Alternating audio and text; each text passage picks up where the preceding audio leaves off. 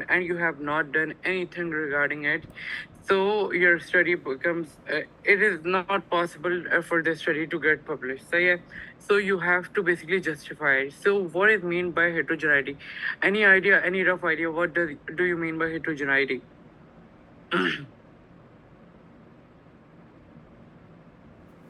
Anyone in the chat box, please?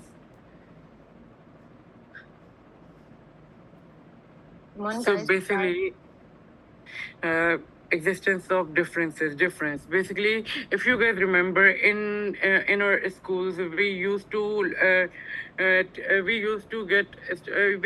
study about the solutions, the heterogeneous solution, the homogeneous solution. So yeah, so taking that example in our mind, the heterogeneous solution, what does that mean? It means that it is a mixture of two separate components like sand and water. So yeah, so it is a heterogeneous solution. Similarly, in terms of meta-analysis, when you are doing a meta-analysis, you are basically analyzing a lot of trials, a lot of different articles. Like in this forest plot, you have analyzed four studies in your meta-analysis. So yeah, so similarly, if you have a lot of trials, like 101 trial in your meta-analysis, all of these trials are not similar to each other. These are kind of heterogeneous. So yeah, the PICO is similar, the inclusion and exclusion criteria is same, but there is slight variation. Again, for slight variation, we use random effects model, but sometimes random effects model do not up to it caters the minor variations up to a limit, but if those limits exceeds, then a random effect model cannot do anything, and our article and our analysis become heterogeneous. And it means that our article, that our analysis, that our outcome has heterogeneity in it. What heterogeneity is? It means that it is the measure of variations in your different research articles. Let me show it to you. Like this Abdul Wahid et al. Article, this is another AI et al. Article, Shen et al., Du et al. Article. These are four separate articles. Their PICO are similar, their inclusion and exclusion criteria is same, but there might be, it is possible that there are variations in between them. The population might be different. There might be differences in the participants, their comorbs. For example, this was a study on basically the sensitivity of these markers TRPS1 and GATA3 in detecting the cancer. So it might be possible that one of the study has grade 1 cancer, another study has grade 2 cancer, one of the study has grade 4 cancer. So yeah, so though, so the study design will be different. So yeah, the risk of bias, the biasness may be different. For example, if you have included observational studies in your analysis and randomized clinical trial in your analysis, so it might be possible. It obviously it is noted that observational trials are not randomized. They are not blinded. So yeah, observational studies. While RCTs are sometimes blinded, sometimes not blinded. So it is a source of bias. Biasness will be covered tomorrow. So there is again, I'm giving you overview of what a bias is. So it is called a selection bias. There is variation in the selection process of the participant. For example, if an RCT has enrolled the participant blinded, it means that the authors do not know who are the participants, while another RCT has enrolled the participant non-blinded. It is a non-blinded RCT. So yeah, so it means that the authors know who are the participants who are getting enrolled in the study. So it is a source of bias. It is called as selection bias. So yeah. So sometimes selection bias, sometimes study design, sometimes intervention. For example, in this particular example, the TRPS1 and GATA3 to detect the cancer, and there are several ways to get the sample. So yeah, for example, this was related to the breast cancer, and to get the sample, the authors in one of the study took microarray of the tissue. So yeah, while some of the studies used whole frozen section, whole a tissue, the whole tissue frozen section. They took the whole tissue out to get it biopsied. So yeah, while another authors, another study got it via microarray, via syringe. So yeah, they basically biopsied that component. So yeah, so there are variations in the intervention. There are variation in the, like, the grades of cancer, the, like, comorbs, like the ages. There's variation in the participant. It is not possible that all these studies are homogeneous. So yeah, no study can be similar to another study. There, the risk ratios are different. If a study is similar to another study, the risk ratio will be same. You can see the risk ratio, these are different, and we have used random effects. Still the heterogeneity, it is denoted by I square, and it is 74%. So yeah, heterogeneity, what is heterogeneity? Again, I would like to repeat it. It is a measure of the variation. So basically, it gives a numerical form of the variations, how much percent or articles are different from each other. It does not tell what is the source of heterogeneity. We have to find out the source of heterogeneity. Again, on the next slide, I will tell you how to check the heterogeneity, how to find out what is causing the heterogeneity. So yeah, so on this slide, I told you guys that heterogeneity is depicted by I square, and in terms of percentages, the p value is telling you whether your heterogeneity is significant. The p value is for heterogeneity. So ये I square के साथ वाली, this is showing you that your heterogeneity, it is less than 0.5 0.05. This works the same way. So yes, less than 0.05, it is significant. So yeah, so in this first plot, my heterogeneity is 74%, and the p value is again 0.01, and it is significant. So again, Dr. Radhya told you what heterogeneity is significant. Any percentage, any wild guess, from 0 to 100, what percentage is significant? Up till, can you significant? Significant, greater than 50. Exactly, Ramsha. Greater than 50. Generally, what heterogeneity is considered as significant, greater than 50%. If I square is greater than 50%, then your forest plot has, your analysis has a heterogeneity, and that is significant. So, yeah.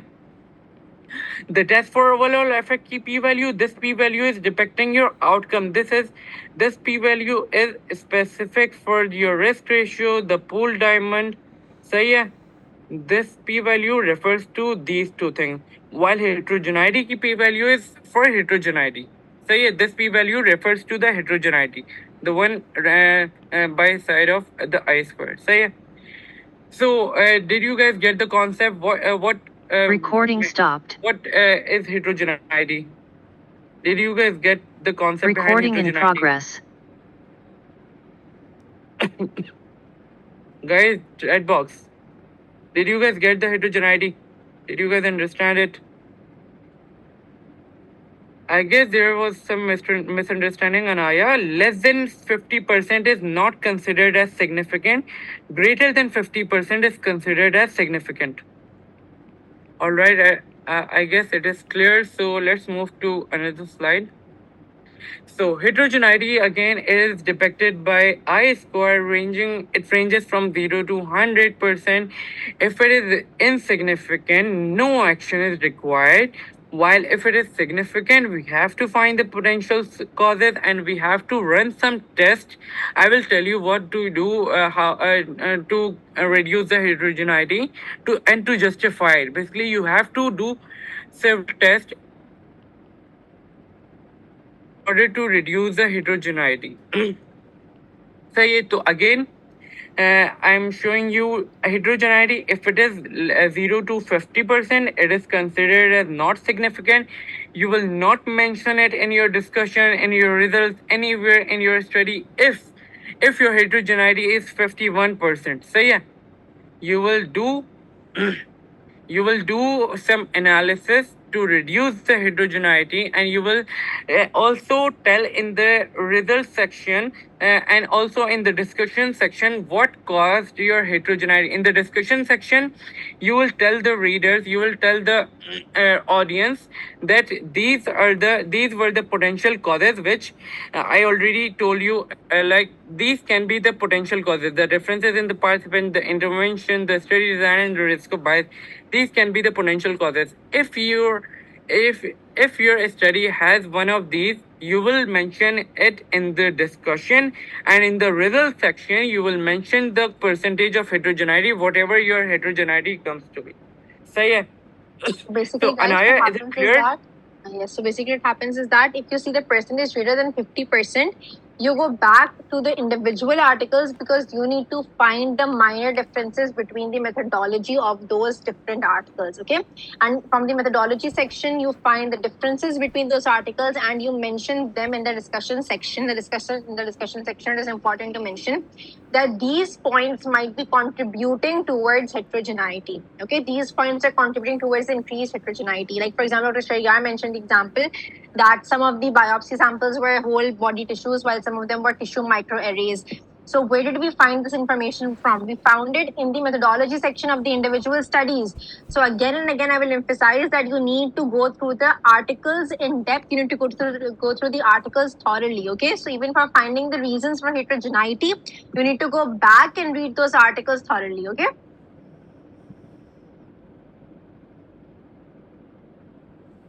Exactly. Well explained, Dr. Radia.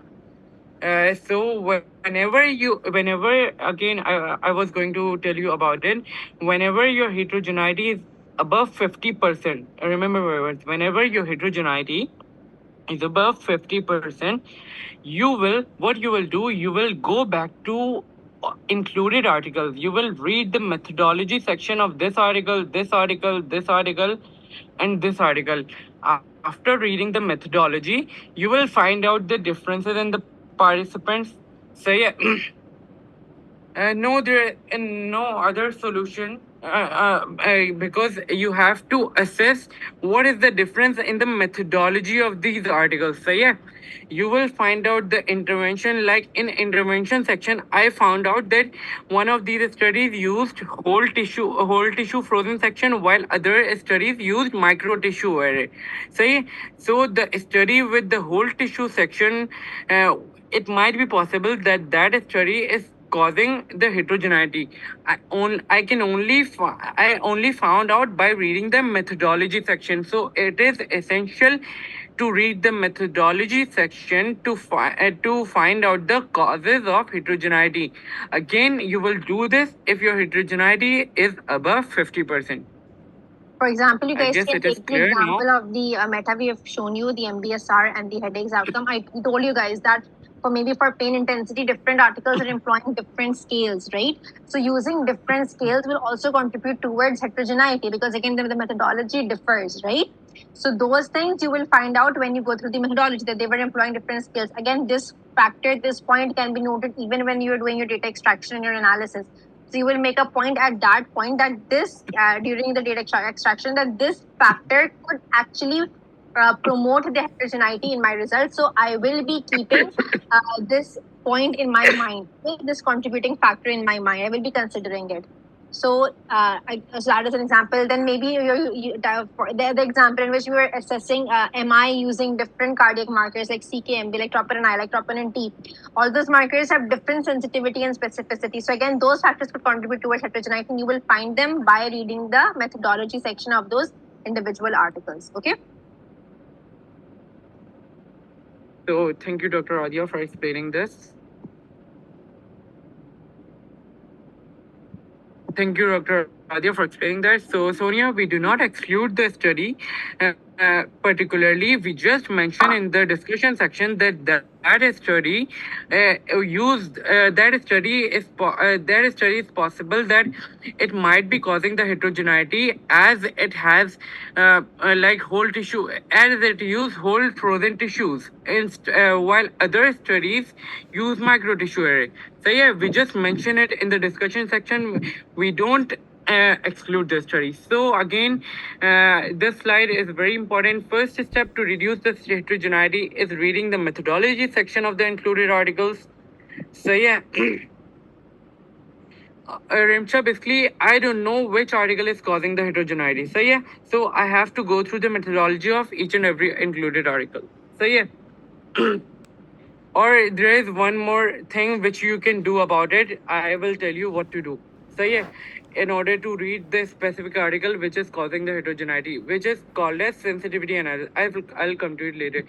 So after finding the heterogeneity by reading the methodology section, you will do if I'm repeating it, if your heterogeneity is greater than 50%, then you will do this thing. So yeah, first step is the subgroup analysis. Subgroup analysis is the thing where you divide your studies on in different subgroups in order to evaluate the effect of intervention in a more homogeneous population. For example, I in my meta-analysis, let me get a pen.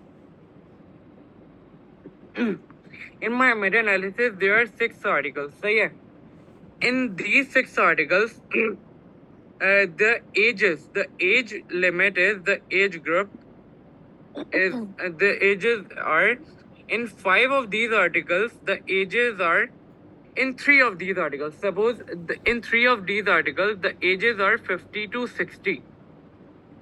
So yeah, 3 articles. So yeah, while another 3 articles have ages 35 till 40. So it might be possible when I will run an analysis and on these 6 articles one by one, included these 6 studies. So yeah, when I will run analysis in when cumulatively on these 6 articles, it might be possible that it gets heterogeneity above 50% as these ages are different. So yeah, the age groups are different. So yeah, the population is different. So so reading the method, I found it using the methodology section. So yeah. So what I will do, I will create these subgroups. I will run analysis on 52 60 ages 50. These 3 studies enrolled participants on ages 50 to 60, and these 3 studies enrolled participants on 35 to 40 ages. So yeah, so what I did here, I did analysis for these 3 articles separately, these 3 articles and separately. So in this forest plot, when I will get a forest plot, the forest plot will somewhat look like this. So yeah, the this is one of the study. This is another study. This is another study. So yeah, this is another study. This is another study. So yeah, so in this forest plot of subgroup analysis, I will get 3 diamonds. So yeah, uh, let me show you. So can you guys tell me what this first diamond is showing you? Can you guys tell me what this first diamond is showing you? It is showing you the results. No, I'm not exactly, Mariam. Great. The 50 to 60 group. So I have divided the analysis in 2 separate groups. This group is for 50 to 60. Perfect. Exactly. Subgroup 1. This group is for 50 to 60 ages. This group is for 35 to 40. And the last diamond is for the total pool result. So yeah, that's how a subgroup analysis works. So yeah, again, in the next few slides, I have added few forest plot regarding the subgroup analysis, and it will get very clear. We also have a separate data set for the subgroup analysis, and we will show you how to perform the subgroup analysis in the Revman, and you will also be able to do the subgroup analysis. All these things, all these analysis, you will be able to do it. These. So yeah.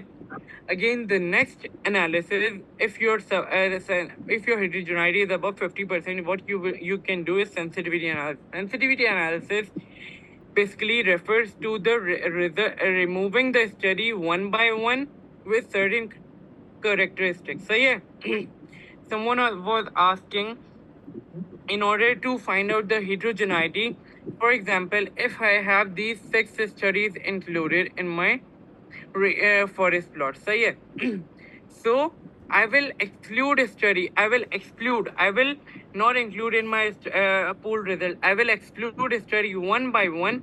Which of these studies are causing the heterogeneity? And after removing the study, the heterogeneity will get reduced. So yeah, this is how a sensitivity analysis work. Again, examples will clear it better. So the last step is the meta regression. It is a statistical method to explore the potential sources of heterogeneity.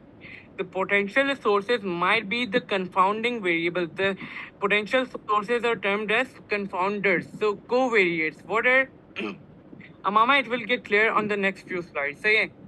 So, what is the potential source? What can be the potential source? For example, if I guys give you an example of coffee drinkers, if you guys are gonna see coffee drinkers versus non-coffee drinkers, and you are gonna Ahmad, it will get clear. If you guys are gonna run an analysis on coffee drinkers versus non-coffee drinkers, and your results are telling you that coffee drinkers were more prone to heart failure, say myocardial infarction. Is it making sense that coffee causes myocardial infarction? Is it making sense? Can you guys tell me coffee can cause myocardial infarction? No, it cannot.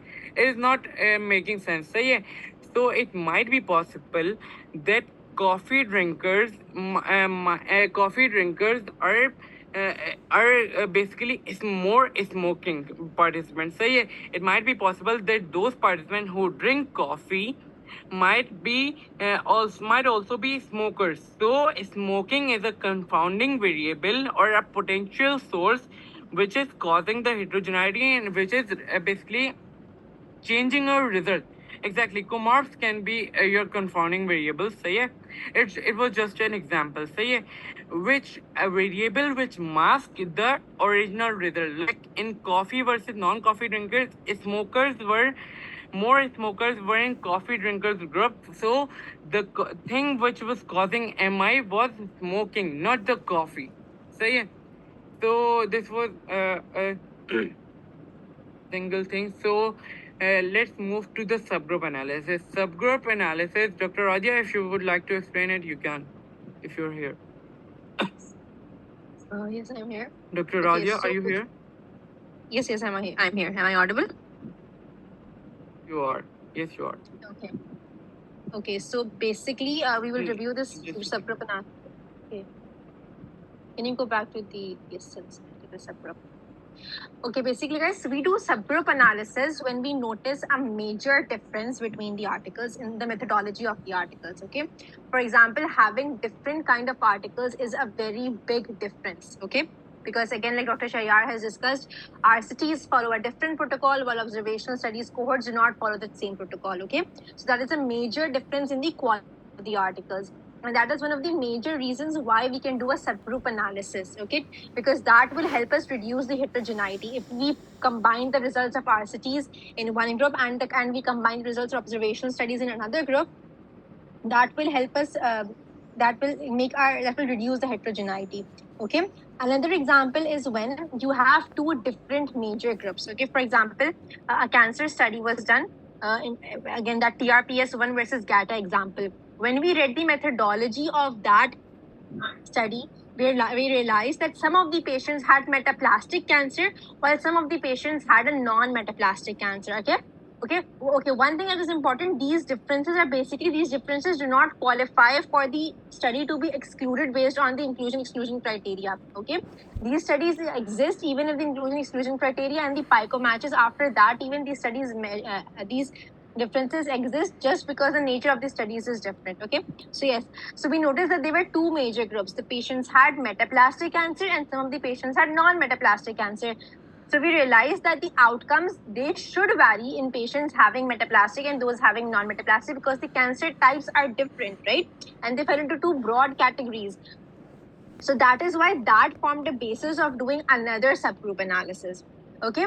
Then the third reason that could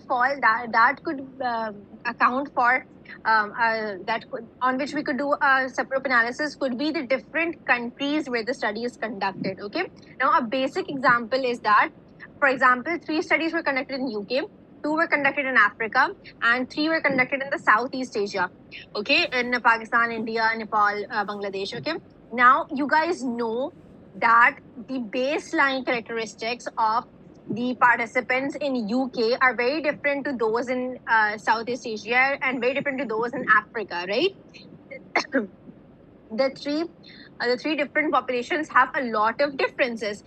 So now, instead of pooling the results of all the studies together, we can divide the studies on the basis of the countries they were conducted in. Okay.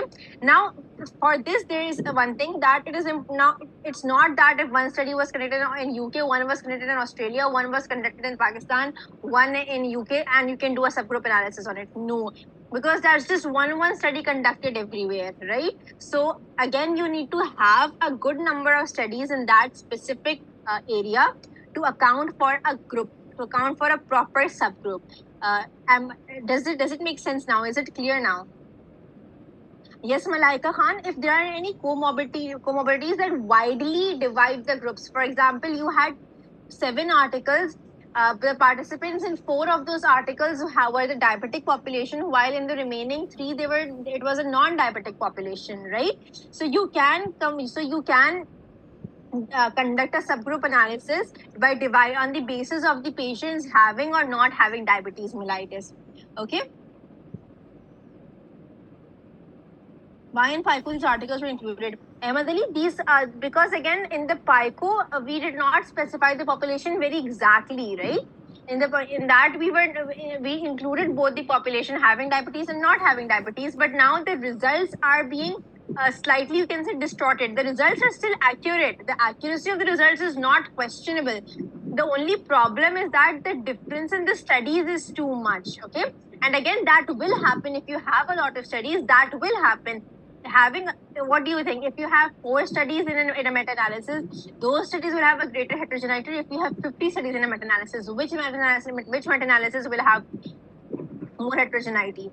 The meta-analysis with 50 studies, because again, all of the studies are different. The studies cannot be similar. The studies cannot be identical. Otherwise, there was no need of the meta-analysis. If the studies were identical, the results would be identical, and you would not need a meta-analysis. Okay, a meta-analysis done so that you can get a result with all of these differences in mind. Okay. Yes, you have to do this after the forest plots. We are moving step by step. Okay, we are doing everything step by step. So once you're done with the forest plots, then you will see what the heterogeneity is. If the heterogeneity is greater than 50%, you will take steps to reduce the heterogeneity. Okay, that includes sensitivity analysis, that includes subgroup analysis. Okay, is it clear now? So basically, this was our main forest plot. So yeah, after conducting the analysis, we got the heterogeneity. So yeah, after that, I ran an analysis. This is my original analysis. My heterogeneity is significant. It is greater than 50%, and the p-value also less than 0.05. So yeah, so what I'm gonna do now, what I'm gonna do, I'm gonna do a subgroup analysis, either a subgroup or a sensitivity analysis. So yeah.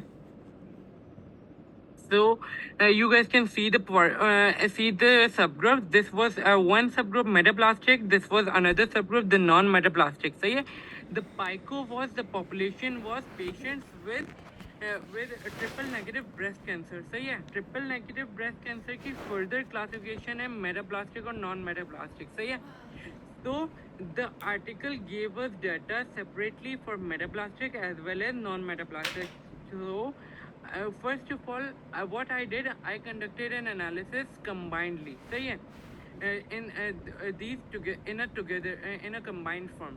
After finding the heterogeneity, it was found out to be 93%. Then I decided to run a subgroup analysis. When I run a subgroup analysis on the basis of metaplastic versus non-metaplastic cancer, I found out the heterogeneity was reduced to 66% in the metaplastic group, but it is not. It is still significant. So I need to do another test, which is termed as sensitivity analysis, which will be discussed later. So yeah, sometimes it happens that your heterogeneity is not reduced by subgroup analysis. Then you need to do sensitivity analysis. So yeah. This is your overall test, the pool result. This whole thing refers to your pool result value. Say the heterogeneity is for pool result, the p value is for pool The result. value Say of the pool result will not change. Okay, guys, the value of the pool result the will pool stay the result will same not even change. after The the risk subgroup ratio will analysis. not change. The heterogeneity of the pool result will not change. But what it will do, it will tell you separately the heterogeneity. Thus, what subgroup analysis do is tell you the heterogeneity for each subgroup separately, and you guys can get the diamond and the risk ratio for these subgroups as well. You don't have to do anything with these things. So yeah, you will just check the heterogeneity in these subgroups. So yeah, similarly, this is a subgroup for randomized control trials and observational studies. We guys told you that yes, exactly, Aruba, after reading the methodology section. Even if the p-value is significant or not significant, see guys, you guys need to understand this thing. Okay, P subgroup value is analysis, significant here, P value sensitivity is significant here, analysis, P value is also significant here. none of the value, nothing will have an impact on the pooled result. Okay, the purpose of doing sensitivity analysis, the purpose of doing subgroup analysis is just to let you know, is just to explain that what are the causes of that increased heterogeneity. Okay, the overall heterogeneity will still be the same, only it will tell you that do these factors actually cause that specific heterogeneity or not. And we will explain it to Dr. Sharia. I will explain it to you that how does subgroup analysis tell if those factors actually contribute towards heterogeneity or not. We will go to the So we will these, make so it based on first. these two subgroups, your heterogeneity was not based. So yeah, your test for subgroup differences at the end of your forest plot, you guys can see the test for subgroup differences, and this is not significant. And the I square, you won't see this I square. So yeah, you will look at the p value of this subgroup differences p value. So yeah, you guys can tell the readers, you guys will get an idea that these two subgroups are not significant. These subgroups are not what is causing the heterogeneity. So yeah, and you guys can see the heterogeneity as well. These are greater than 50%. So yeah, if these are less than 50%, so yeah, then this p value will also be significant as well. So yeah, now on this forest plot, the pooled results I squared, the heterogeneity was 0%. Why we did the subgroup analysis here? Any idea why we did the subgroup analysis here? The overall I square value was not was 0%. So yeah, the heterogeneity was 0. So yeah, why we did the subgroup analysis here? Any idea? Yes, we will tell you how, Anaya, how to make this subgroup. Any idea why the heterogeneity? Exactly, Alisha. Great thing. Great. The study is different. The studies are different. Randomized controlled trials and observational studies. Whenever you are gonna do an analysis on combinedly on randomized controlled trials, I told you guys you can run a single analysis on randomized controlled trial as well as observational studies. You can include observational studies in your analysis. How are you gonna do it? You will not add in a single subgroup. You will always make a different subgroup for observational studies. Observational studies are if you guys have a few RCDs. For example, if you have 5 RCDs and three observational studies, how are you gonna do an analysis? You will create a separate subgroup for randomized clinical trials. 5 studies will be added in RCT group, and in observational study, the rest of the 3 studies will be added in this group, the observational study subgroup. Great, Alicia. So yeah, so this is how you, whether your heterogeneity is 0% or above 50%, if you have two separate, basically your study design is separate and different. One study design is RCT, another study design is observational studies. So whenever you have such a scenario, you will always create a subgroup and analyze it via that thing, via analyze it via subgroup. Yes, cohorts, cohorts or observational studies. Perfect. So yeah. So the heterogeneity of the pool with result was 0. Still, I created the subgroup because my study type was different. Whenever you have a study type, different study types, you are always gonna run the analysis using the subgroup analysis. So yeah. Now moving to the next subgroup analysis. Yes, Anaya, the study designs are different. So yeah, study designs are different. So, but it is still possible to include it in my analysis as it matches my PICO. It fulfills my inclusion and exclusion criteria. It has the intervention group. It has the control group. So that's why I added it. I showed you this example. You guys know what you guys know that these all were observational studies. There were no clinical trial on TRPS1 versus GATA. There were only observational studies included on this topic. So it is possible to conduct meta-analysis on only observational studies. सही है? If you find a potential topic and no RCD is done on that topic, and if you find cohort studies on that topic, you can conduct an analysis on it, and it is an example of that thing. So all these studies were observational or cohort studies. Right? The So data is basically, similar. Events in total, events saying in at the total. beginning was that you can either have all RCTs, all clinical trials, or you can have all observational studies like cohorts, or all case control studies, or you can have a combination of cohorts and clinical trials. Okay, so it's not a hit fast rule that you always need only clinical trials. You can have a combination of studies as well, but that combination is only possible for clinical trials and for cohort studies. Okay, otherwise, if you have all And observational again, studies, you can still have meta-analysis on it. Okay, so yes, so do you guys understand then that how do we interpret if those different factors were actually contributing towards heterogeneity or not? Do you guys understand that? so I want to question you guys. If you have I repeat it. If you have like this study, if you have a few RCTs and a few observational studies, will you conduct an analysis like this thing, combined form or in the form of subgroup? If you have few RCTs and few observational studies, will you combine all these articles in this form or exactly subgroup form? We are going to conduct the analysis in the subgroup form. If you are including RCTs and observational studies, it's not going to affect the quality. We will mention it in the quality assessment. It will be discussed tomorrow. What are you are gonna do the quality assessment separately for the cohorts or observational, separately for the RCTs. So yeah, we are gonna tell the readers everything. We are gonna basically Okay, tell the readers everything.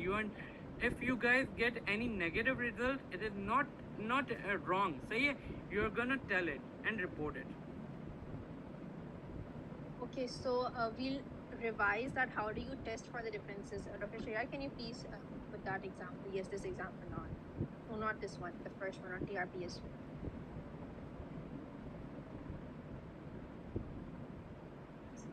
The TRPS one. Yes. Now, guys, look at this. See, what we do over here is that.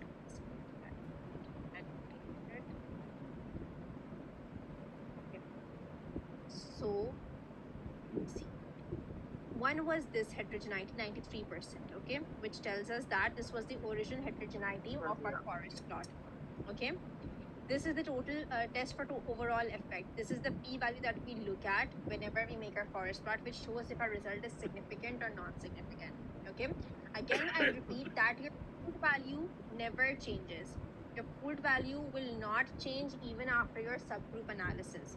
Okay, after applying these subgroups, we get another line that is this statement is added and underneath your forest plot. Test for subgroup differences and you get a p-value and heterogeneity for it as well. Okay, now basically what you need to check is that we thought that because some of the studies had metaplastic cancer, some of the studies had non-metaplastic cancer, we thought that maybe this was contributing towards the heterogeneity. Okay, this is what we thought, this is what we speculated, and we wanted a proof.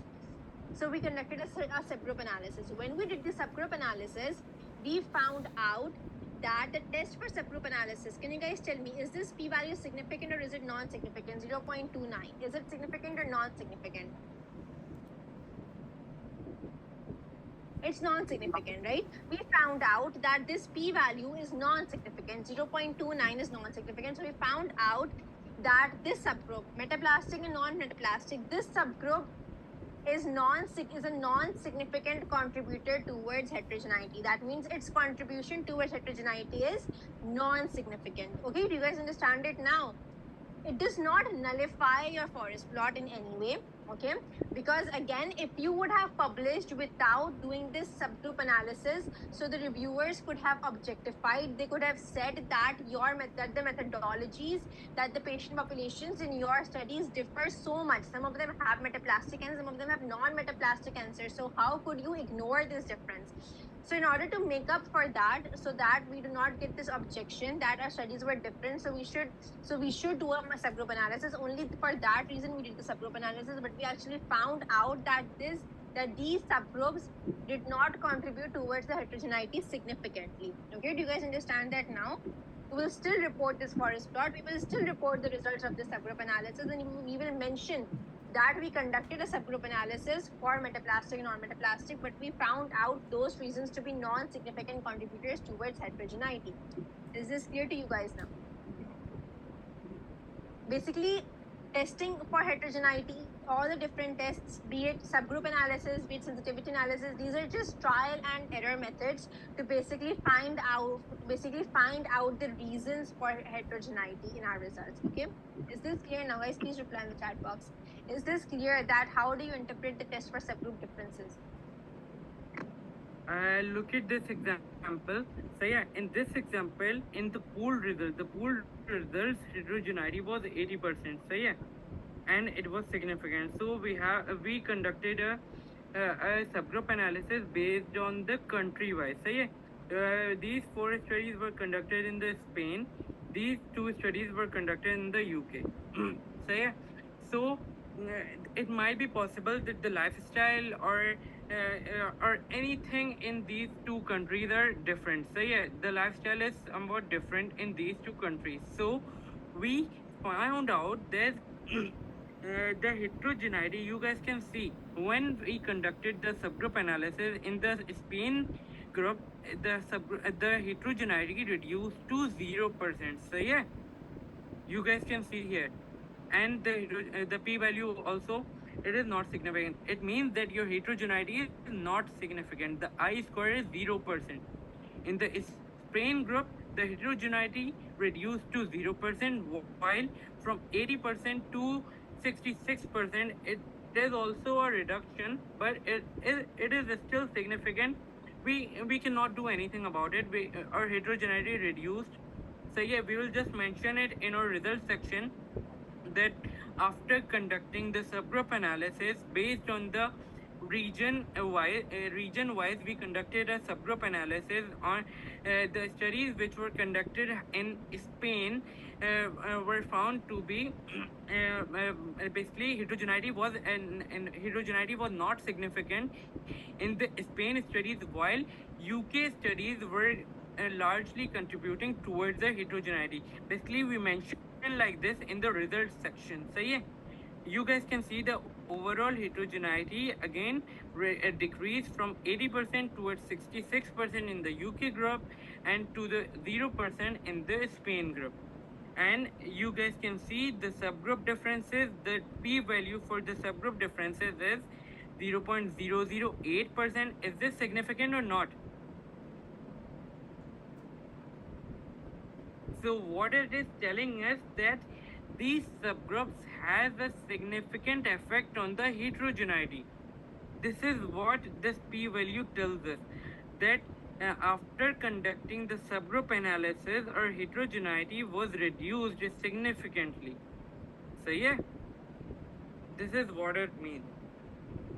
Based on the mild periodontal disease and severe periodontal disease, the subgroup has been made, and you guys can see the heterogeneity was reduced from 75% to 58% in the severe group and 73% in the mild group. So yeah, and now you guys can see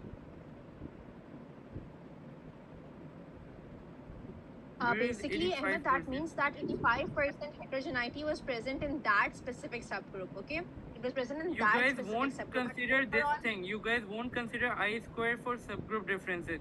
You will always see the overall result key heterogeneity, that is this heterogeneity I square, and you will only see the p value for the subgroup differences. Okay? And the specific heterogeneity for each subgroup is mentioned here. Did you guys? Can you guys see the forest plot? Is it making sense? The diamond, which what does this diamond depict? What does the diamond depict? It depicts the overall result for the Spain studies. This diamond depicts the overall result for only for these two studies. So yeah, the UK one, and this is the combined. This is all this thing combined into one diamond. This is the combined risk ratio, or sorry, odds ratio in this scenario. So yeah, so this guys, is you how guys it works. understand how heterogeneity works. If you understand this, then you will proceed towards making the forest plot for heterogeneity. What is heterogeneity? Heterogeneity is basically a measure of the variation between the study, whether in the participant, whether in the intervention, whether in the bias, in terms of bias. Basically, it's a measure of the variations. So yeah, Ahmed, what are you not getting it?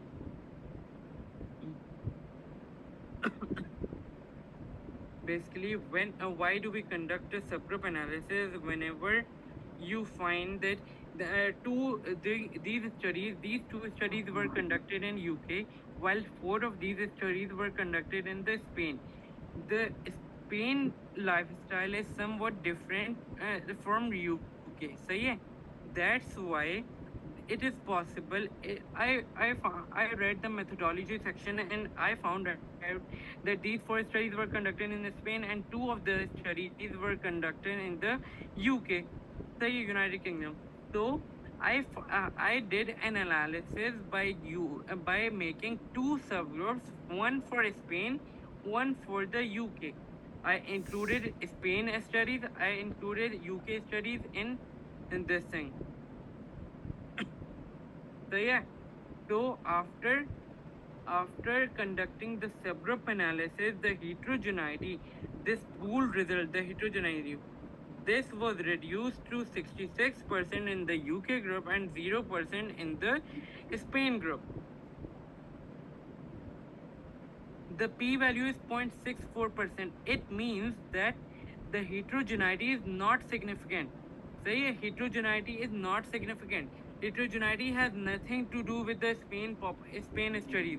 Heterogeneity is not significant. मतलब हमारी heterogeneity जो है 0% है, and it is not significant. We have done it the subgroup analysis correctly. सही है? Basically, the While studies were conducted in Spain. This corresponds to the heterogeneity in the studies conducted in Spain. Okay, so in the studies conducted in Spain, the heterogeneity between those studies was non-significant. Okay, the heterogeneity between those four studies was non-significant. Again, in the UK, 0.08 is the p-value. That means the heterogeneity between those two studies was also non-significant. Okay, even though the heterogeneity is 68%, it is still non-significant. And you do not need to report these two values. You only need to report the test for subgroup differences, and you need to see the difference only over there. Okay, I'll give you guys another example, a simple example, so that you guys can understand. Okay, acha. Now listen to me. For example, I'm conducting a study. We'll go back to the chocolate study. Okay, my population is children. My intervention is chocolate A. My control is chocolate B. and my outcome is basically the development of dental caries. Okay, that is my outcome. Now I conducted my whole study. I have made my forest plots. Everything is done. Now when I made my forest plot, I noticed that my heterogeneity was reported as 67%. Can you guys tell me, is this heterogeneity significant or non-significant? Do I need to do anything to decrease heterogeneity? First of all, tell me this: is my heterogeneity significant or is it non-significant? It is significant, and I need to do something to reduce it. Now, the first thing I will do is that I went back to the methodology of my included articles and I saw that what is there any specific broad difference that I can divide my articles into? And over there, I noticed, in there I noticed that the chocolate A was actually the chocolate A was actually belonged the chocolate A actually contained 80% cocoa and chocolate B contained 20% cocoa. 20% is very less, but who cares? It contained 20% cocoa. Okay, that is the difference I found. Chocolate A had 80%, chocolate B had 20%. Okay, so I found these two major differences in most of my studies, that from these 6 included studies, 4 had 80% cocoa and 2 had 20% cocoa. So I found this in the methodology of my included studies. Now, can you guys tell me, if I have two major categories in which my studies are being divided, can I go for subgroup analysis or not? Can I do subgroup analysis on the basis of this finding? Yes, I can do a subgroup analysis. Okay, now I did my subgroup analysis. When I did my subgroup analysis, I found out that the test for subgroup differences, in the end, the test for subgroup differences, the p-value was 0.45 for that. Can you guys tell me, was this factor, the percentage of cocoa, was this a significant contributor towards my heterogeneity or not? Can you guys tell me? The p-value was 0.45 in the end. No, exactly, it was not. Okay, that was not a contributor. Even though my studies were mainly divided on that basis, it is not a contributor towards heterogeneity. Okay, now I'll take another example. The studies were conducted, when I went through the methodology, I saw that one study was, out of 6 studies, one was conducted in Spain, one was in UK, 2 were in Canada, one was in Australia, and one was in Brazil. Can I do a subgroup analysis on this scenario? No, exactly, guys. You guys got. I cannot do a subgroup analysis because now I don't have any specific group to make, right? So I cannot do a subgroup analysis on this. I can do a sensitivity analysis on it though. Okay, I can do a sensitivity analysis on it, or I can simply report it in my discussion part that the heterogeneity was high. It was 60%. I did a subgroup analysis. In my subgroup analysis, I realized I did my subgroup analysis based on the percentage of cocoa in both of the chocolates. However, my results were non-significant. The test for test for subgroup differences was 0.45. The p-value was 0.45, which showed that this factor was a non-significant contributor towards heterogeneity. However, I did a sensitivity. We will do a sensitivity analysis, and we will show it to you guys that we did a sensitivity analysis, and those were the results for it. Okay. Acha. Why can't we do yes, Nidal? We cannot do subgroup analysis because you don't have a major group, right? All the studies were conducted in different countries, so there is no broad division between the studies. They were all different. Okay, in that regards. Okay, Irfan, do you understand it now? The last point is that since all of the countries are different, six studies conducted in 5 different countries, there is no broad group that I can make to conduct a subgroup analysis on, right? So that is why I will not do a subgroup analysis on that factor. Okay, so after is whether for reduction or same for dichotomous. Yes, Mama, that's the same. So after conducting a subgroup analysis, we found that it was not only we just mentioned our article. Aruba, yes, if you see, you do subgroup analysis if you find any broad division between your articles, between included articles. If you find any broad division, then you do subgroup analysis. But if you're not able to identify any such major difference, so then you will just go through the methodology sections of the individual articles. So we will do sensitivity analysis, and that will also make it clear to you that which articles should you focus on. We will go through the methodology sections of those articles. We will read them clearly, and we will look for potential causes of differences from there, and that we will mention in our discussion section. Okay. And even if your subgroup analysis is non-significant, you will still mention it in your manuscript. See, for meta-analysis, it does not matter if your results are significant or non-significant, you will report them nevertheless, okay? It happens even if the primary outcomes come out to be non-significant. You will still mention them in your meta-analysis. Your meta-analysis is not nullified, you still report those outcomes, okay? For any potential contributors, should we go straight for sensitivity? Now, Malika will come to that. You will look at the forest plot and then decide if you go for sensitivity analysis or not. We'll come to that, okay? How will we know subgroup analysis reduce heterogeneity? Mariam, again, looking at this value, test for subgroup differences. If the test for subgroup differences value is significant, if the p-value is less than 0.05, that means your subgroup did contribute significantly towards the heterogeneity, and then your subgroup will reduce that heterogeneity, okay? Initially through we do subgroup analysis, then we decide a value that is heterogeneity significant or not. Yes, exactly. So I hope that answers your questions and you guys understand that when do we do subgroup analysis and how do we do subgroup analysis. We will demonstrate it on DrevMan now. Is this clear to everyone?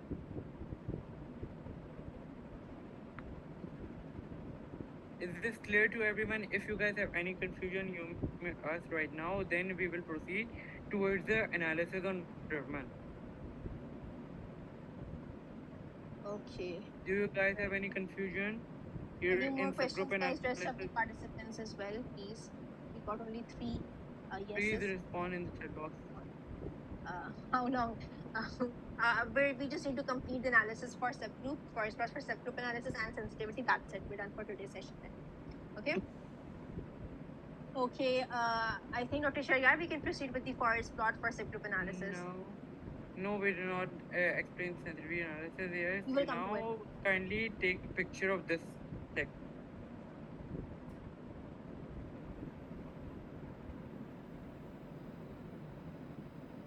That is a very difficult situation to be in, Mahib.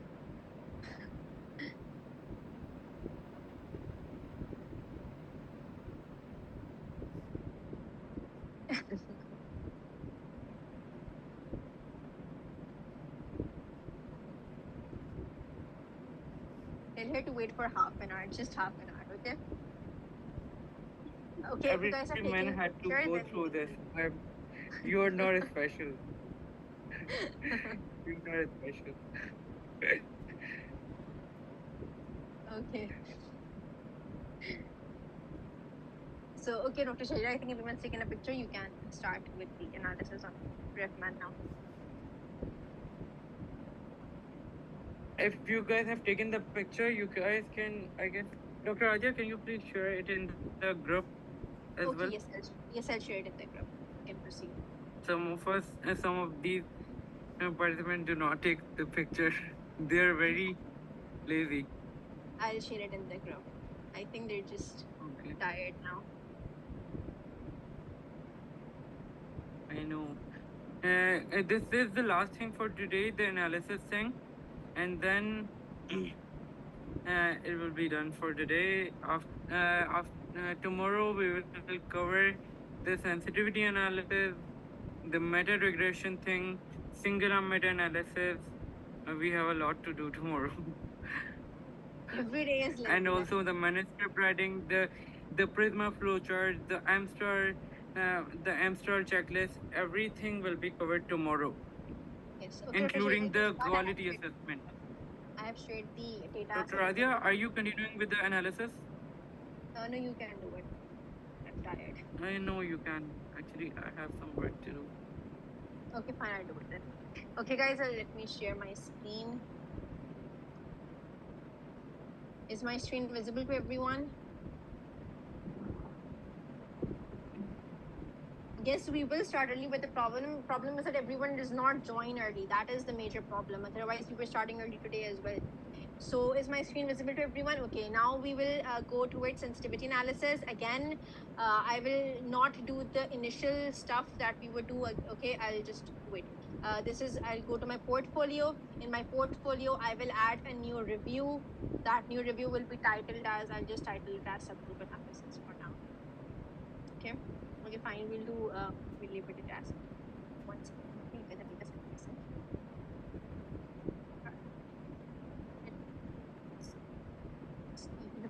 Last, right? Okay. So we have TP53 versus retinoblastoma. Nothing else will change, and we will add our review. Okay. Initiate project. We will now visit our review. This is our review. Go.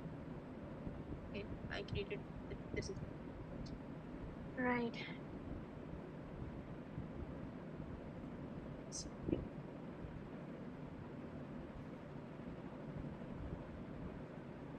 Okay, so this is the review again. Okay. I will go to studies. I will go to included studies. I will add studies. Okay, I will add studies. Can you guys rapidly tell me the names of the studies, please? Rapidly. I want rapid answers. Rapidly tell me the name of the studies, guys. Okay, fine. I'll just check it myself. It's Kim. Here is 2019. Back to included studies. Add study.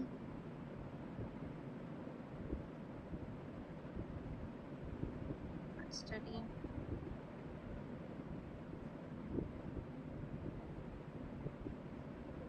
June. Guys, so it's good practice to enter the June name of et al. the author. 2017. Okay, yeah, thank you. June et al. It's good practice to enter the name of the It's not- authors with et al. Okay, but it's good practice. It's not Do you important. guys know what et al. means? Do you guys know what et al. means? The name of the study, please, Dr. Sharyar. Next study. Okay, Yes, it's John et al. John. okay, year. Basically, what et al. depicts is exactly Malaika, exactly Aruba. John is the first author, and et al. means the rest of the other authors. Exactly. These guys know a lot. So the respect is only for the first authors. The rest of the authors do only get an et al. in their place. Okay. Khan et al. Khan. Yeah. Year is 2019.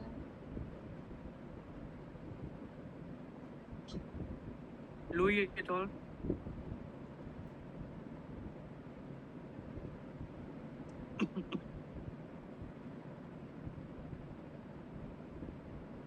MASH.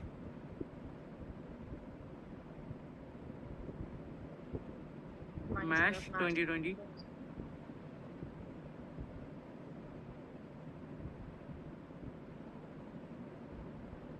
Basically, a meta-analysis can accommodate up to 15 authors too. So you guys can add.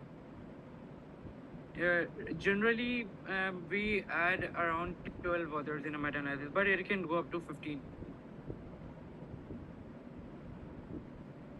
Fernandez et al. 2021.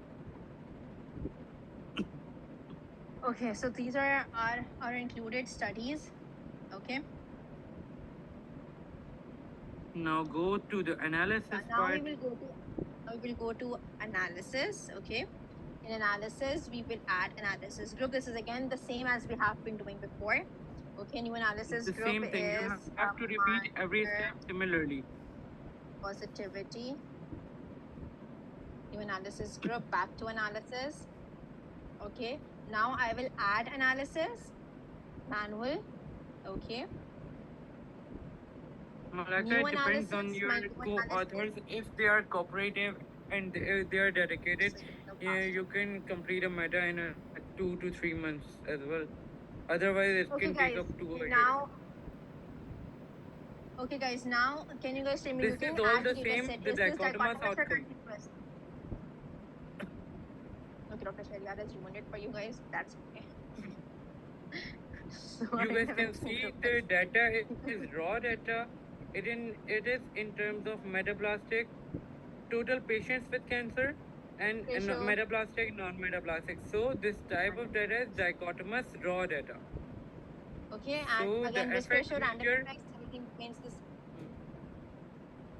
We'll go back to random analysis effects, now. all this is same. You guys know how to conduct an analysis.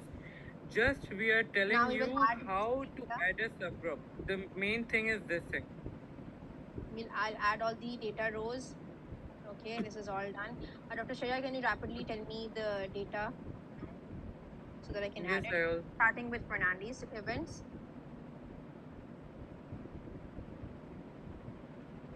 just a second. Fernandez. Hmm. Events are events for TP53, the metaplast. Can you please, Dr. Adya, first Oh, yeah. introduce the subgroup Yes. first? Okay. Yes. Sorry about that. Okay, guys. Now, basically, one second. I made a mistake over here. Let me remove these studies first. Start. Action from the action button. Yeah. One second.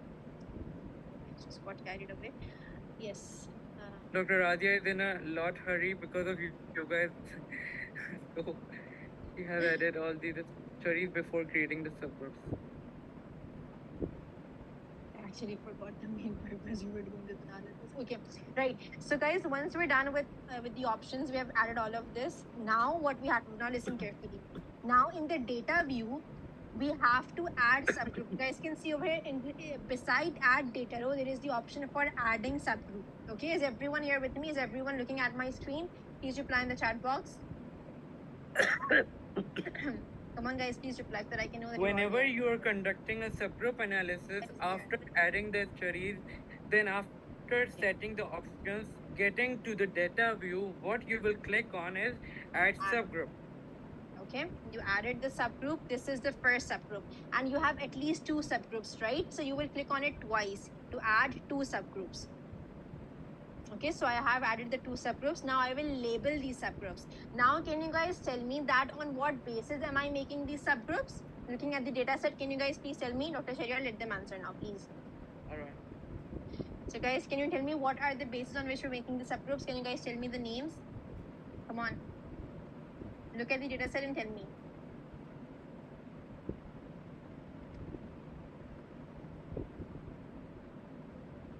Guys, in this particular data set, which we have shared in the group. This one. Yes, you can make. Yes, you can make zona on the basis of the countries, on the basis of our cities as well as observational studies.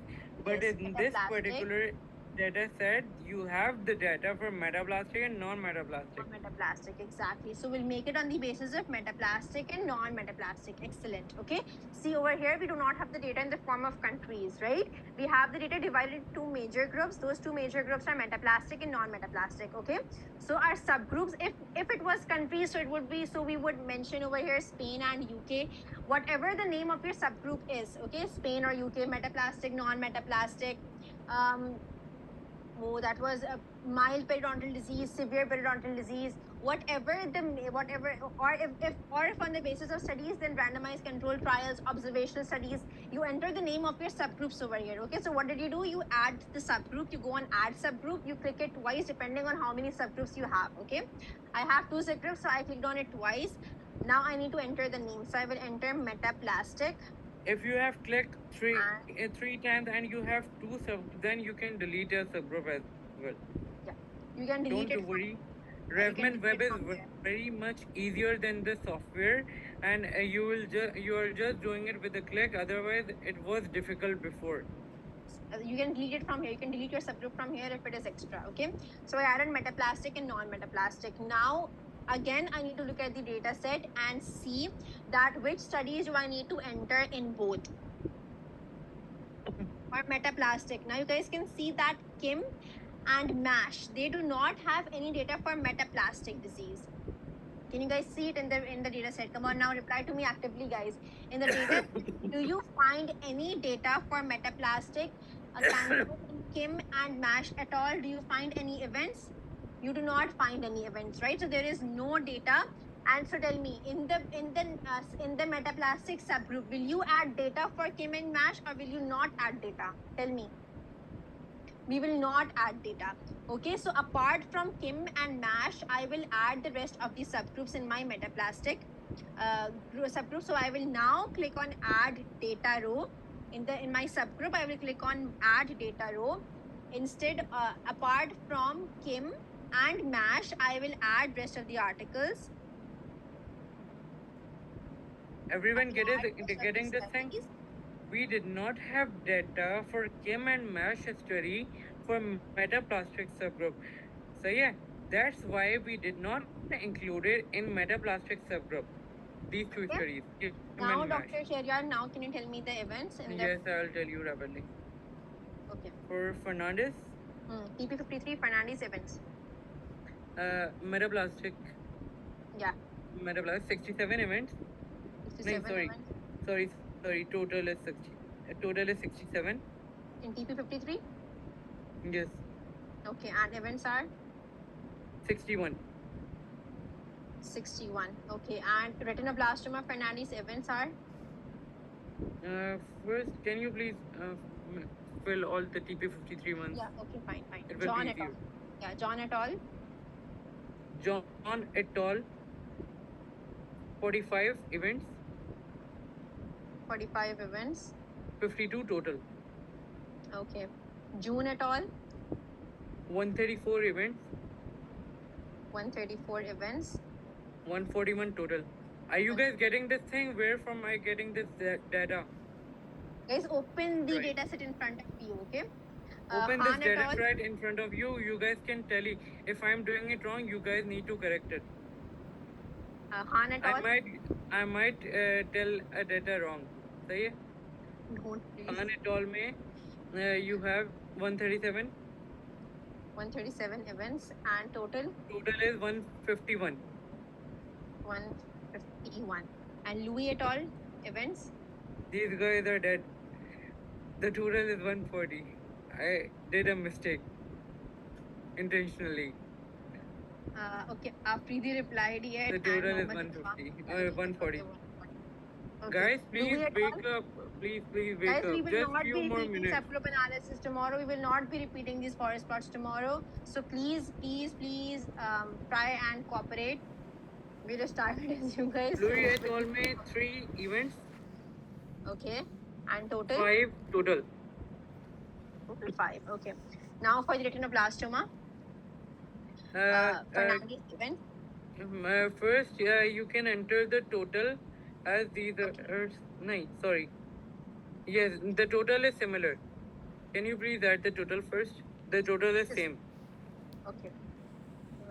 Anaya, the total is patient with cancer, the one highlighted in yellow, the metaplastic and the non-metaplastic. That is total. Okay, Dr. Shayar, The please tell me the total is events now. same for retinoblastoma as well as TB53. That's why.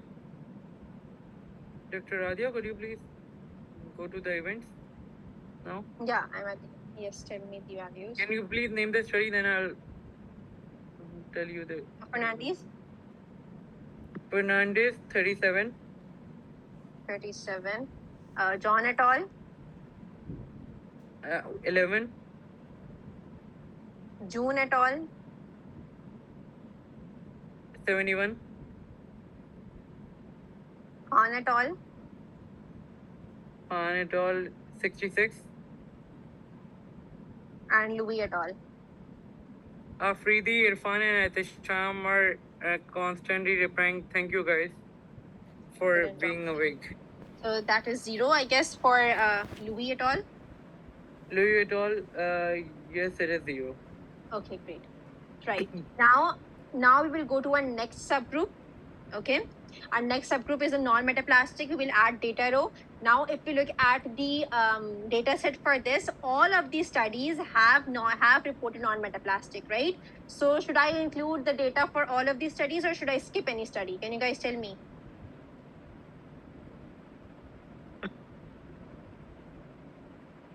Should I leave any studies over here as well or should I add them all? Should I add Kim and Louis or should I add Kim and MASH over here? Irfan, I'm just asking that, and now we are going to add data for Exactly, the add non-metaplastic. them all as all the studies has reported the data. No, August, not only Kim and Mesh, all the studies has reported the data. There is no 0, 0, and 0 for events Yes, and as total. you can see, all of these studies have reported data for non-metaplastic, right? In the metaplastic, Kim et al. And Mesh et al. Had 0 for the metaplastic group. So yeah, that's why we did not added Kim and Mesh in our analysis group. So in the metaplastic, we only utilize the metaplastic columns. you guys can see patients with cancer metaplastic, positive TP53 metaplastic, positive RB metaplastic. The total was same for metaplastic RB. I hope you guys know how to enter the data right now. Now, Okay, so now I will enter the data for the non-metaplastic. I will add all of the studies because all studies report the non-metaplastic cancer. Okay, and we'll click on OK. What about Fernandez? Fernandez will also be included because that is basically event. Okay, patients had non-metaplastic cancer. Out of those patients, T53 had positive, TP92 patients had positive TP53, but none of the patients had events in the retinoblastoma group. Okay, Ahmadali. Patients are still there. Events occurred in one group, but there were no events in the other group. But still, you still have that group. Okay. So now, Dr. Shreya, can you please tell me the values? sure. Yes, sure. Should I start with the total for TP53? In Fernandez, Yes. the total in non-metaplastic. Now what are we gonna do? We are entering the data in yellow, highlighted in yellow, patient with cancer non-metaplastic. We are now entering the data for non-metaplastic. Irfan, it will be 117. Exactly. In this subgroup, we will only enter the data and in the Excel sheet mentioned in non-metaplastic column. 117. John, is it John? Yes. I'm telling you. 184. Just can you please speak the study's name? June et al. 151. 151. Khan et al. 144. 144. Kim. 19. 9. Louis. 112. 12. Mash. 17. 17. Just 17. Okay, now the events. Fernandez. Now I'm going to positive TP53 non-metaplastic column, the one highlighted in the pink. For Fernandez, it is 92. John et al. 61. 158. Maybe? So 158. June et al. 134. Sorry, 150. 150. Khan et al. 122. Kim et al. 7. 7. Louis. 89. Mash. Mash mein we have 17. 17. Okay. Now total for retinoblastoma. Total is same as the TP53 total for non-metaplastic. Again, total is for non-metaplastic. In this, as the subgroup belongs to non-metaplastic, so every data related to the non-metaplastic will be entered here. Okay, can you tell me the events now for now? Yeah. 0. Okay, John et al. 94. June. 101. Khan. 113. Kim. 6. Louis. 11. Mash. 13. So now we are done with the data entry, and where are we gonna go now? Can you guys tell me? Did everyone understand the data entry? Did you guys understand how do we add subgroups, guys? Instead of rushing things, let me know if you have any confusions. We will not be making this forest plot again tomorrow. Yes, we'll be going to graph. Okay, so now we have our graph. I'll set table at PMC.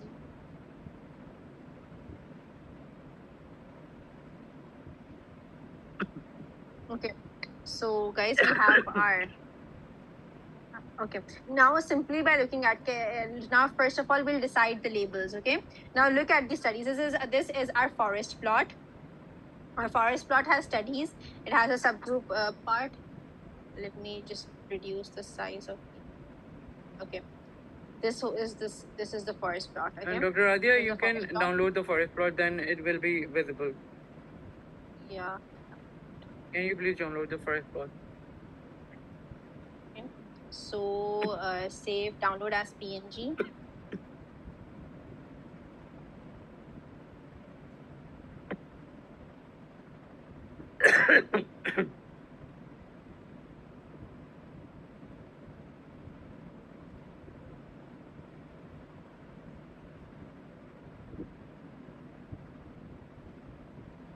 Okay, guys. So first of all, we need to decide the labels. Okay, so this is the forest plot that we have got. Look at the forest plot. You have your studies and your subgroups over here. You have your your control group, your intervention group, your control group. Okay. Yes, your intervention, your control group. The risk ratios are all here. You have your individual studies data over here. You have your final pooled result over here. Now, first of all, now just a quick revision of basic forest plots. Can you guys tell me where should we place the labels? Your intervention group is TP53. Your control group is retinoblastoma. Your outcome is cancer positivity. So can you guys tell me that what do the outcomes favor and what should the labels be? Come on, guys, quickly now. Intervention, your risk ratio is greater than 1, which means your intervention is increasing the outcome, which means, yes, exactly, your right side should be labeled as TP53 because your TP53 is increasing the cancer detection. Excellent job, guys. Excellent, Mohammed Ihtisham. Excellent, Rimsha. Rest of the participants, do you guys understand? Is this clear to everyone that why is the label on right TP53? I hope everyone understands it now. Yes, very good, guys. Okay, so this is how we set the labels. Now, if you look at the subgroup, tell me, do these subgroups significantly contribute towards heterogeneity or not? I just want to know this by looking at this graph. Do these subgroups significantly contribute towards heterogeneity or no? Exactly, they do not. Why don't they contribute? How will you know? How do you guys know? Because p-value is more than 0.05. Okay, excellent. Irfan, after adding the data, we simply went on graph. After adding the data, we simply went on graph, and this is the graph that we got, and I just downloaded the graph. Okay, we are interpreting the graph now. So we have decided that the ratio, so that the label for TP53 goes on the right side, and and the p-value shows that these subgroups do not contribute towards heterogeneity. Okay, can you tell me that which subgroup out of metaplastic and non-metaplastic, which subgroup has significant heterogeneity present within the subgroups? Like within metaplastic subgroup, does it have significant heterogeneity within the subgroup? Nidal, I'll come to your question. Okay, Mariam, you look at both of these value. have significant heterogeneity in them. Yes, exactly. Both of these have significant heterogeneity within the subgroups. See, this one is less than 0.05, this one is less than 0.05. So both of these subgroups have significant heterogeneity present within the subgroups. But again, the test for subgroup differences is non-significant. Okay, so that means that these subgroups do not contribute towards the overall heterogeneity. Do you guys understand? What you need to concern yourself with is this p-value over here for subgroup. Okay, for subgroup you need to look at this p-value. It is 0.72, which is non-significant, which means that these two subgroups do not significantly contribute towards the overall heterogeneity, which is 94%. Okay, the overall heterogeneity is 94%, and these two subgroups do not significantly contribute towards it. Okay, so that is how you will interpret the heterogeneity over here. I hope this is clear to everyone. Nidal, you did not understand the labels in this one, so I'll tell you again. Your intervention group is TP53. Your control group is retinoblastoma. Your outcome is cancer positivity. Now, looking at the results, can you tell me that which part, that what should the labels be? Your risk ratio is greater than 1. So, what does that mean? What does that mean, Nidal? If your risk ratio is greater than 1, please reply in the chat box. If risk ratio is greater than 1, that means your intervention favors outcome. Exactly, intervention favors outcome. If intervention is favoring outcomes, that means your intervention group is increasing cancer detection. So are your so is it favoring your outcome? Is the intervention group favoring your outcome over here, because it is increasing the cancer detection? So is it a positive outcome? Is it good? Is it good? Yes. So on which side should we label TP53 then, on the right side or on the left side?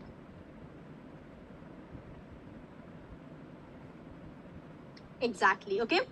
You got it. Excellent job. Okay, Dr. Shariar. Okay, guys. So this is how we interpret the heterogeneity in forest plots. Dr. Shariar, do you want to continue with sensitivity analysis? I will need 10 more minutes, just 10 more minutes, just to clear more on this heterogeneity thing, just to clear more on this subgroup thing. So yeah, you guys saw that the subgroup differences was still significant. Matlab, there was heterogeneity still present in those subgroups, like 66% and 92%. There is a way to reduce the heterogeneity. I will show you. I'll just need 5 to 10 minutes. Can you, Dr. Adia, can you please disable your screen? Sure, sorry. Guys, come on, we just need 5 more minutes. This is a very small concept which is left, and that will conclude our session today. I told you guys that we will take half an hour extra, right? So please, we just need 5 to 10 more minutes, okay? I said basically we are taking the time out for you guys, so kindly cooperate with us. So guys, I have few more forest plots. First of all, I will show you this one. So yeah, in my portfolio, I have done this analysis.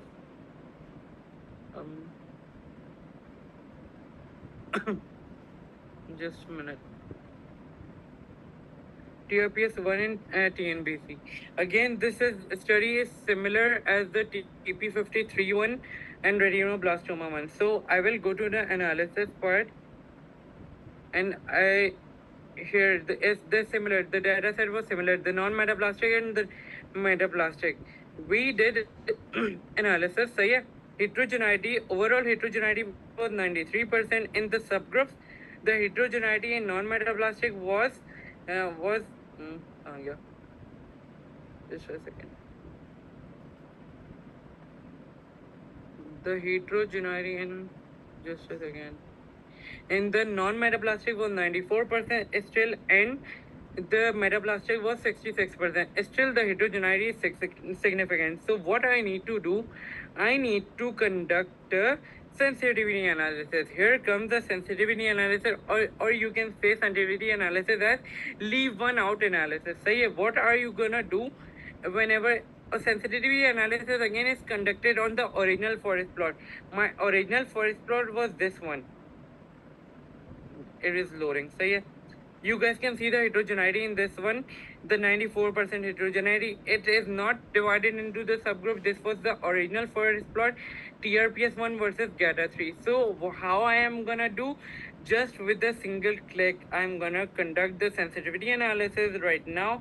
You guys can see the 94% heterogeneity. I conducted the metaplastic versus non-metaplastic on the basis of the subgroups. I got the heterogeneity still in the subgroups greater than 50%. So I will run a sensitivity analysis on my original forest plot. How? Beside the edit analysis section, you guys can see you guys can have this button still the investigate sensitivity button. You guys are gonna click on this thing, and a screen will appear in front of you. Just a second. Yeah, look at my screen. Is my screen visible? Can you guys see my screen? Yes, it's visible. All right. So yeah, kindly keep yourself on the same page. So yeah, so how I'm gonna conduct a sensitivity analysis? Sensitivity analysis, as another name is leave one out analysis, or in sensitivity analysis, I told you guys that you exclude the study one by one in order to reduce the heterogeneity. So the first study I'm gonna exclude from my analysis. Basically, my analysis will remove that study from the pool results. So yeah, so keep it your habit whenever you are conducting the for sensitivity analysis. You guys can see near the one line. These studies are near the one line. Which of these studies is not following the trend? These studies are near. Which of these studies are not following the trend? The trend near the one line. The farthest from the one line. Almasi. Exactly. So what you are gonna do in order to conduct a sensitivity analysis, what you are gonna do, the farthest from the trend. Again, I am repeating, not from the one line, from the trend. The trend is this thing. From the trend, the Almasi and the Parkinson one are somewhat far from the trend. So what I'm gonna do, I'm gonna click this Almasi. You guys can note the heterogeneity, this heterogeneity, the I squared. When I click the Almasi, you guys can see click to toggle exclusion. So I'm gonna click it and the heterogeneity reduced to 2%. Now which one of these is farthest from the trend? Which one of these is not following the trend? Can you guys tell me? Parkinson. What I'm gonna do, I'm gonna click Parkinson. Heterogeneity reduced to 72%. Now again, in order to reduce it, I'm gonna click one of these studies. Where I'm gonna click this one, the AI et al. One. I click this and the heterogeneity reduced to 49%. Did you guys get the concept of sensitivity analysis? We removed the study one by one by clicking these, and your heterogeneity reduced to 49%. And now seeing the p-value and the I square, is this significant or not? Is this significant or not? The I square, is this significant or not? It is not significant. Exactly. Now what I'm gonna do, I'm not basically exactly at the charm. That's why I told you to hold on just for 10 minutes. So yeah, it was fun. It was the fun part. So what I'm gonna do, I did not exclude these studies from my analysis. What I did, I conducted a sensitivity analysis in my results section. I'll just mention that I conducted my sensitivity analysis, and after excluding the studies, AI et al., Parkinson et al., Masi et al., I got the heterogeneity reduced to 49%. I'll mention it in the result section, and then I also read the methodology section of these three articles and find out the potential causes of heterogeneity. Did you guys get the concept of heterogeneity? As Isham said, it's just like a game. Again. Also, someone just mentioned that do we exclude the article from Meta? I don't get why you guys are so keen to remove articles from your Meta. Don't exclude the article, guys. Don't remove Irfan, the I articles already from told you Meta. guys. Dr. Rajiv, could you please elaborate how to report it in the result section? Yes, how to report in the results section. In the results sensitivity analysis, you don't have to basically mention it in the results section. You can mention it in the discussion section that when we conducted a sensitivity analysis and we removed this study, our heterogeneity decreased by by, for example, 70%, it decreased to 34%. Okay, and then the study that you have excluded, for example, over here, AI et al. Has been excluded by Dr. Sheriar. So Dr. Sheriar will read the methodology of AI et al., of Parkinson et al., and Almasi et al. He will read the heterogeneity and he will see that what are the major differences in these articles. How do these articles differ so much that they actually contributed this much towards heterogeneity? Okay. So they will basically read the methodology of these articles in detail now. So now you know that which articles you have to focus on to find the reasons behind heterogeneity. He will read these articles in detail and find out the reasons, find out potential reasons that could contribute towards heterogeneity and report them in the discussion section of the article. Okay, is this clear now? So Yes, Zona, we have done the we're two types just in gonna this. close it. I noted these studies in anywhere with me, and then I will just close it. Nothing to do with image. You are not gonna upload the sensory analysis image. One Yes, you more don't game have I to. would like to play with you guys. Yes, Mohammed. So Yes, our forest plot would still have heterogeneity, but in the discussion section, you will have mentioned that you have done the sensitivity analysis, and according to your sensitivity analysis, you got this result. These studies contributed to it.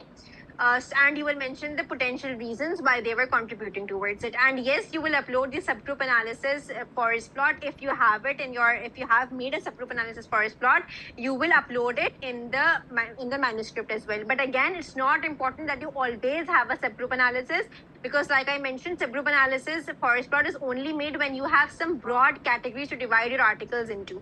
Okay. Mariam, it depends.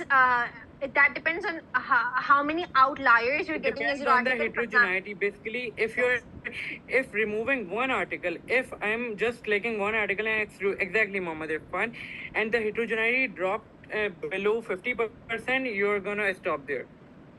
No need to exclude more articles if your And heterogeneity basically, you need to becomes start less from than the 50, article which lies away from rest of the others. Okay. For which is example, not following the trend.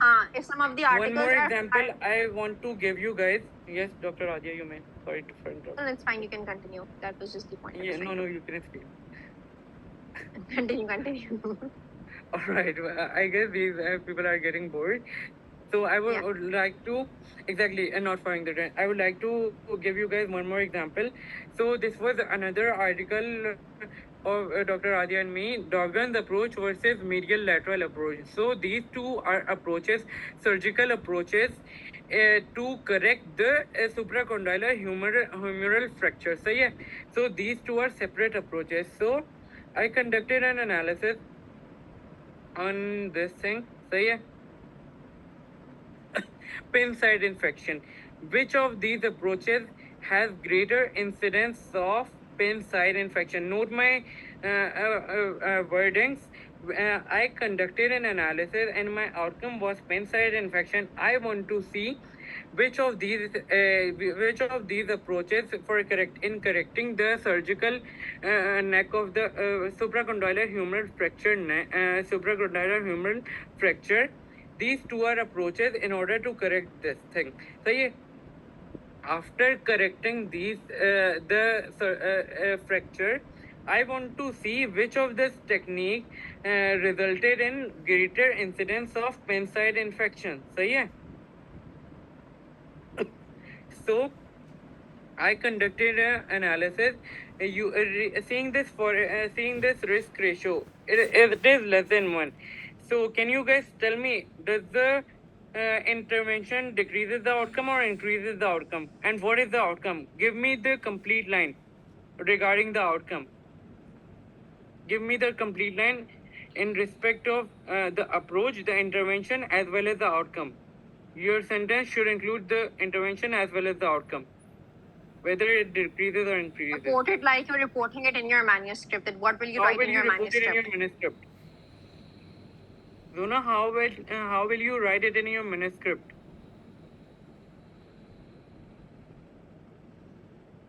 Guys, please. It's same. What is your intervention? What is your intervention here? My intervention is Dorgans. Exactly. So Dorgans decreases. What is my outcome? What is my outcome, Amama? Can you please tell me?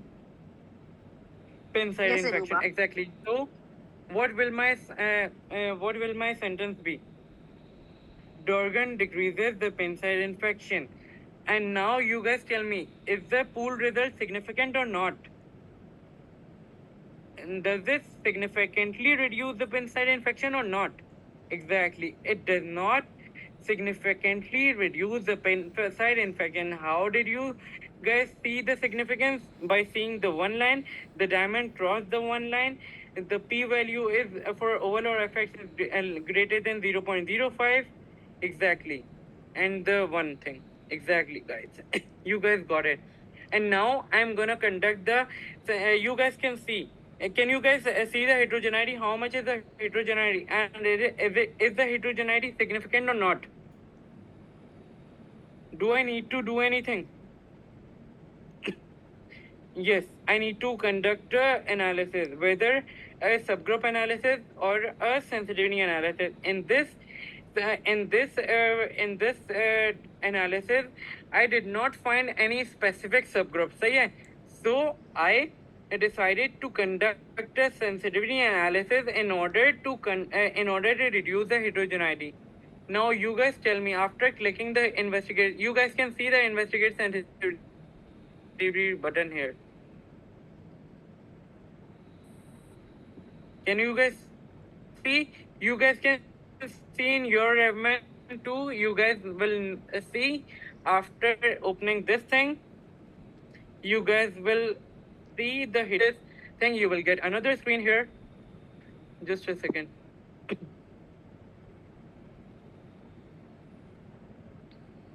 No, Zona, you don't divide on the basis of total, okay? Because that is not something you can make specific subgroups for. So, can you guys tell me which study to exclude? Great, Amama, great. So, note, kindly keep your eyes on the I squared. And now I'm gonna exclude the DECA. You guys can see the heterogeneity by excluding just a single article. Your heterogeneity reduced to 0%. Is it interesting? The sensitivity analysis. Is it interesting, guys? Please. Exactly. By excluding just one article, you guys can see the heterogeneity from 75% it reduced to 0%. So yeah, that's it. That's all for today. You guys can Right, see that the is risk the end of today's profile session. here. We will comment it on later. You guys can get your sleep and be ready for tomorrow. You guys can see just a brief Okay, Maham. Okay, snippet those of who the are asking risk that do we profile. do a further sensitivity analysis? You guys have seen sensitivity analysis is very simple. It's very easy. So even if subgroup analysis is basically dependent on if you have major groups or not. So even if you do subgroup analysis or you don't do subgroup analysis, it's a good addition to do a sensitivity analysis. Okay, you should still do a sensitivity analysis because again, if you have heterogeneity more than 50%, that is. Because again, that will give you an idea of which study you should orally to find out reasons for your heterogeneity. Okay, so you should make it a practice that if your heterogeneity is more than 50%, at least do the sensitivity analysis. Okay. Okay, guys, because everyone's talking about Further, it's not so we have necessary to see the p-value in case of heterogeneity. Just in case of heterogeneity, if it is greater than 50%, it is considered as significant, the I squared. Okay, those who don't have any confusions, they can leave the session. And those who still have questions, they can stay in the session for 5 minutes. We'll stay and clear up your confusions. Thank you guys for cooperating with us for today. Thank you so much for the session. Yes, we'll send you the data. Thank you so much for joining the session. Tomorrow's session is again, it's lengthy, but it won't be this draining because tomorrow we don't have a lot of forest plots, and today the continuous data and that analysis was very draining. So tomorrow we don't have any of that. Okay. Now those who were asked, so thank you guys for the session, and we'll see each other tomorrow. Then tomorrow's session we will try to start early, but again I request you all to please join at the time which we give you guys. Okay. Some of you still join after 4, so we cannot wait that long, and then again the session extends. Okay. So now those who are asking in the sensitivity analysis, we just click and the article gets excluded. After that, you go through the methodology section and you read the methodology section thoroughly and find out the potential causes. So yeah, this is how you're gonna tell in the discussion section. Now those are asking that it's our choice to do subgroup analysis or not. The first thing is you made your forest plot for your outcomes. You have to make your forest plot. That is the first step. After making the forest plot, when you are interpreting your forest plot, you see that the heterogeneity is more than 50%. When you see that your heterogeneity is more than 50%, now you know that you have to do something. Okay. Now that something is that your first aim should be to try to do a subgroup analysis, but for that you need to see if your articles have any major groups. Okay, like I mentioned that if, for example, you have 5 articles and they're conducted in 4 different countries, you cannot do a subgroup analysis on those on the basis of division of countries, right? If you have 10, if you have 7 articles and all of them have different age groups, like for example, some are 50 to 60, some are 65 to 75, some are 65 to 65 to 70. Again, you cannot do a subgroup analysis because you do not have any clear major groups, clear division of groups to do a subgroup analysis on. Okay. So if you do not have any major groups to do a subgroup analysis, you do not do the subgroup analysis. You directly go to the sensitivity analysis. The sensitivity analysis will basically give you an idea of which study you should go through in detail, and whatever study is contributing the most towards heterogeneity, you will find it out by the sensitivity analysis, and you will read that study in detail. Now you will read that study in detail and see that what are the differences in that study that basically could contribute towards the heterogeneity. Okay. And in case in the beginning you find that there are 2 specific groups on which you can do a subgroup analysis, then yes, you will do the subgroup analysis. But again, you can also do the sensitivity analysis, because sensitivity analysis is something that does not take a lot of time and it will give you points to discuss in your discussion section. I will discuss what you write in the discussion section in detail tomorrow. Okay. But again, and you will see that over there, heterogeneity is a huge contributor towards the discussion section. Okay, that is why you should do a sensitivity analysis as well. I hope this is all clear now. Any more questions, guys? If any question, if I've missed above, you can send it to me again. Dr. Sharian and I are here right now to answer these questions for 5 more minutes. I hope this session was you will analyze subgroup analysis and how will that reduce heterogeneity? How to analyze subgroup analysis? Okay, Dr. Shariar, can you please open the forest plot that we made on elaborate it. Just a second. Yeah, please open that forest plot so that I can. Thank you, Rachel. I hope that you understood the session easily, and I hope it was helpful for you. So, Hello, yes, Dr. Shariar. thank you so much for joining us, Rachel. Yes, all right, sister, you will not do Mariam.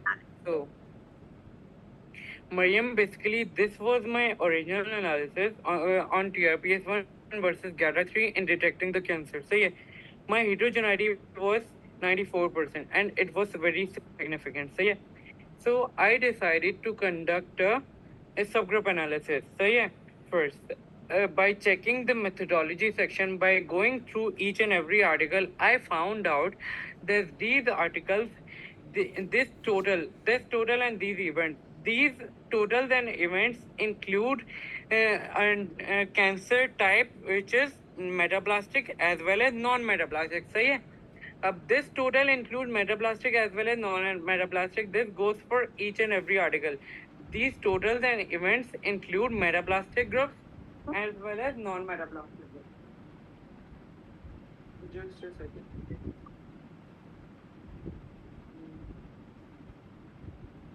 Just a second.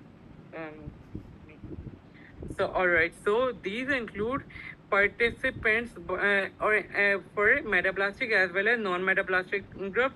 I found out by going through the methodology, the result section of these articles. Then the data was separately given for the metablastic and non-metablastic thing. So what I did, what I did, just a second, let me edit the analysis.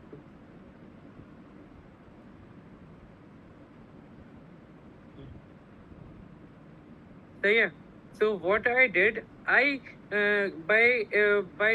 adding the analysis group, first of all, options will appear. Whether your data is dichotomous or continuous, you will select the data type. You will mention the intervention group 1, intervention group 2. Mental handle will remain same always. Effect measure, I keep it. It is my preference to keep it as risk ratio. Random effect always. You don't need to touch any of these things below. Random effect. So yeah, after that, I went to the data section, and there will be nothing. So yeah, there will be nothing. First of all, I will click this add subgroup twice. सही है? After adding the subgroup, it will appear, and I mentioned the name metaplastic here, and there will be no data. सही है? And I will mention the name non-metaplastic here. After mentioning the name, I will add data draw. सही है? Separately. Which of these I will add it here? The one which has the data. If I have a study, for example, AI et al. Has zero total, zero events in GATA 3, zero events in total. Will I add this in my metaplastic group? Can you guys tell me if I have zero in all these four columns? Will I add it? Sorry? Nothing. Alright, Mama, no, I won't add this. So yeah, I will only add those studies in the subgroup.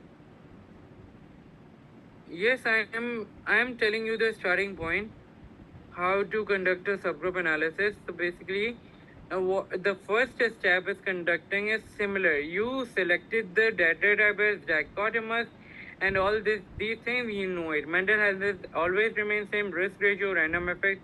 You guys will not touch anything below it, random effect. After that, you will go through the data. What you will do is you will click add subgroup twice. So yeah, two subgroups will appear here like these two subgroups, 1.21, 1.22. So yeah, so you named these, you added the data rows, you entered the data separately. We have shared the data set in the group. You guys can see what you will do using that data set. You will basically create an analysis group. After creating an analysis group, the analysis group is TRPS1 and metaplastic versus non-metaplastic. The subgroups are metaplastic versus metaplastic and non-metaplastic. So yeah, this data set includes the data for metaplastic events in total as well as the non-metaplastic events in total. By using the data sets, I entered the data here, here, and here.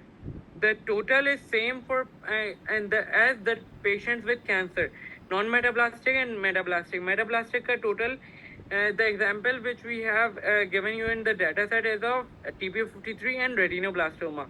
You guys need to analyze that data set which we have showed you here.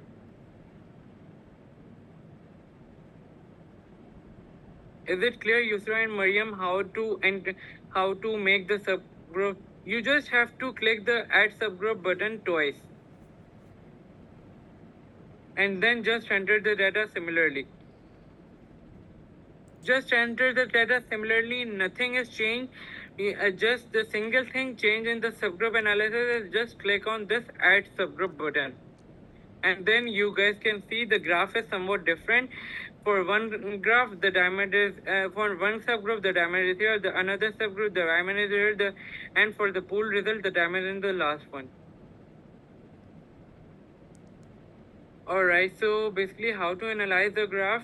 You guys don't need to see these two above diamonds. What you are gonna do? The sole purpose of conducting a subgroup analysis is to see this value. Test for subgroup differences की p-value. This p-value tells me whether the subgroups has differences between them or not. Basically, the ये p-value क्या बता रही है? This is not significant. First of all, the p-value is not significant. This not significant p-value is telling me that मेरे दोनों subgroup में इतना significant difference नहीं था. जो भी difference था, वो not significant था. Are you getting this point? This p-value tells you if your subgroup differences was significant or not. अगर subgroup में differences होते कि आपकी ये जो metaplastic और non-metaplastic के जो दो subgroups थे, अगर heterogeneity, the total heterogeneity was 93%. If heterogeneity यहाँ पे 20% हो जाती एक subgroup में और 40% हो जाती दूसरे subgroup में, तो ये जो p वैल्यू आती है ना यहाँ पे द टेस्ट फॉर सब ग्रुप डिफरेंसेस की p वैल्यू ये भी सिग्निफिकेंट आती. क्यों? क्योंकि मेरे दोनों सब ग्रुप में डिफरेंस था और वो हेट्रोजेनाइटी भी प्रमोट कर रहे थे, और हेट्रोजेनाइटी मेरे सब ग्रुप एनालिसिस कंडक्ट करने के बाद कम हो गई, ये पी वैल्यू उस पर डिपेंड करती है, सही है। अभी हम इस पी वैल्यू को किस तरह इंटरप्रेट करेंगे कि हमारे दोनों सब ग्रुप में जो डिफरेंस था वो सिग्निफिकेंट नहीं था, सही है। Got it Mariam, did you get this thing? Alright, any more questions guys?